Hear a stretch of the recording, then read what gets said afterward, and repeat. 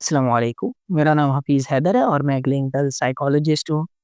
आज की video OCD के ट्रीटमेंट से रिलेटेड एक छोटे से सवाल पे है। बिल्कुल छोटा-सा सवाल है। सवाल ये है कि ओसीडी की जो मेडिसिन होती है, याद रखें टैबलेट्स, कैप्सूल्स ये जो भी, क्या इंसान को सारी ज़िंदगी खानी पड़ती है? ओसीडी की मेडिसिन सारी ज़िंदगी खानी पड़ती है? तो ऐसा नहीं।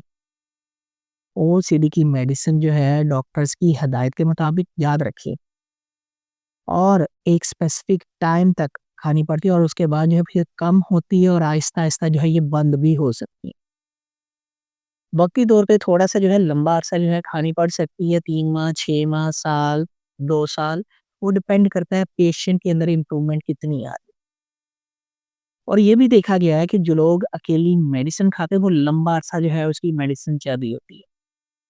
जो लोग मेडिसिन और प्लस काउंसलिंग या सीबीटी के सेशंस करवाते हैं, उनके अंदर ये भी देखा गया है कि उनकी मेडिसिन कम अरसे के बाद जो है एक ख़ास पॉइंट पर आकर जो है रुक जाती है और उनकी काउंसलिंग सेशन जो है मज़ीद फिर जो है लंबे अरसे तक चलते हैं और वो पेशेंट जो है मेडिसिन के बगैर भी ज़िंदगी सर्वाइव तो मेडिसिन जो है छोड़ सकते हैं एक स्पेसिफिक टाइम के बाद।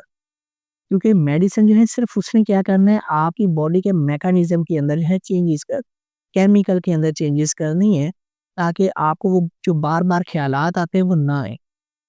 लेकिन काउंसलिंग ने क्या करना है आपका सेल्फ कंट्रोल जो होता है उसको जो है मज़बूत कर आपको स्किल्स सिखाने हैं। आपको इन सोचों के खिलाफ जो है खड़ा होना सिखाना है, चैलेंज करना सिखाना है, आपके उन ट्रिगर्स को जो है आइडेंटिफ़ाई करना है, आपके लाइफ़स्टाइल में चेंजेस देकर आनी है।